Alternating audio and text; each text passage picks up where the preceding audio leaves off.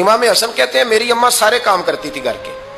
اب تو شہزادے ہیں نا ہمارے بچے, کام اور بچی, یعنی بچی میکے سے واپس آتی ہے تو سب سے بڑا دکھڑا یہ سناتی ہے کہ وہ کام بڑا کراتے ہیں. یہی ہے نا دکھڑا؟ ہاں نہ تو کریں. سب سے بڑا دکھڑا کیا ہے؟ پتہ نہیں کیا کراتے ہوں گے, ہال نہیں چلوا لیتے کہیں, یا کچھ چکی نہیں پسوا لیتے, پتہ نہیں کون سا ایسا کام ہے.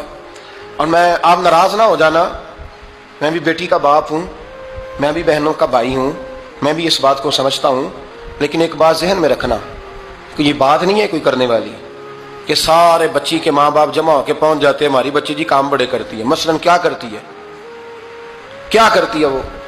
آؤ میں بتاؤں میرے مصطفیٰ کی بیٹی کیا کرتی تھی. میں نے سینکڑوں دفعہ یہ بات کی اور میرا دل کرتا ہے روزانہ کروں, پھر کرتا ہوں. دنیا میں کوئی اتنا غریب ہے جس کی بیٹی اتنا کام کرے کہ ہاتھوں پہ چھالے پڑ جائیں؟ ہے کوئی اتنا غریب تو اٹھ کے بتائے کہ میری بیٹی سسرال میں اتنا کام کرتی ہے کہ چھالے پڑ جاتے ہیں. میں دکھاتا ہوں, میرے رسول کی شہزادی کو چھالے پڑ جاتے. کچا مکان, جناب فاطمہ جناب فضا کی لونڈی تھی, ان سے مٹی منگاتی اور گھر میں لیپا پوتی کرتی, پھر جھاڑو دیتی. امام حسن اور حسین کے درمیان پورے سال کا فرق نہیں, 11 مہینے کا فرق. دونوں بچوں کو سنبھالتی. جناب علی کی والدہ حضرت فاطمہ بنت اسد بوڑھی تھی. جناب فاطمہ وہ کھول کے نوکری کرتی کہ حضرت فاطمہ بول پڑتی, حضرت فاطمہ بنت اسد بول پڑتی.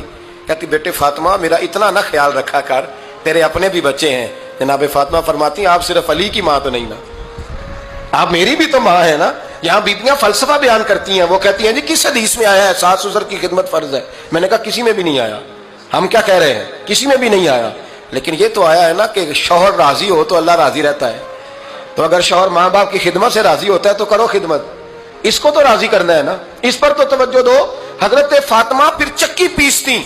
چکی چکی یہ آسان جملہ نہیں کہہ جاتے ہیں, ہم سن لیتے ہیں. آپ چکی پیس کر, جو پیس کر اس کا آٹا بنانا, پھر بچوں کے لیے کھانا پکانا.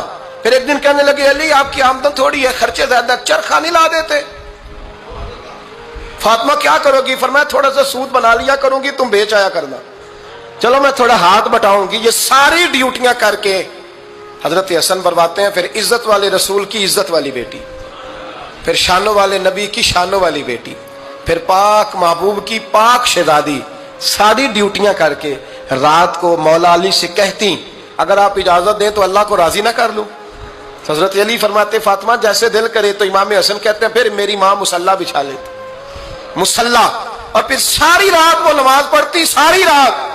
اور فرماتے ہیں جب سویرے ہاتھ اٹھاتی تو پہلی دعا یہ کرتی اے اللہ میرے رسول کی امت پہ رحم فرما, اے اللہ میرے رسول کی امت پہ رحم فرما. تو کہتے ہیں زمانے بیت گئے یہ دعا سنتے. تو ایک دن میں قریب گیا تو میں نے کہا امی حضور کوئی دعا میرے لیے بھی کر دیں, کوئی حسین کے لیے بھی کر دیں, کوئی زینب کے لیے بھی کر دیں.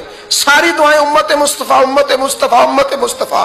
کتنا بڑا جملہ ہے, کتنا بڑا. شیخ محقق نے لکھا ہے کتنا بڑا. جناب فاطمہ فرمانے لگی تیرے لیے بھی کرتی ہوں, حسین کے لیے بھی کرتی ہوں, زینب کے لیے بھی کرتی ہوں, سب کے لیے کرتی ہوں. اور بیٹا یاد رکھنا فاطمہ کی دعاؤں پر پہلا حق میرے رسول کی امت کا ہے. فاطمہ کی اصل میں بات بہت خوشی کی سنا دی میں نے آپ کو, لیکن آپ وہیں سست کے سست رہ گئے. یہ کسی عام آدمی کی دعا نہیں, پیر صاحب کی, درویش صاحب کی رٹی رٹائی دعا نہیں, یہ سیدہ فاطمہ کی دعا ہے. آپ کو اتنا بڑا خزانہ مل رہا ہے اور آپ سمجھے نہیں بات کو. حضرت فاطمہ فرمانے لگی میری دعاؤں پر سب سے زیادہ حق میرے رسول کی امت کا ہے, تو میں یہ حق ہمیشہ ادا کرتی رہوں گی, میں انہیں دعائیں ہمیشہ دیتی رہوں گی.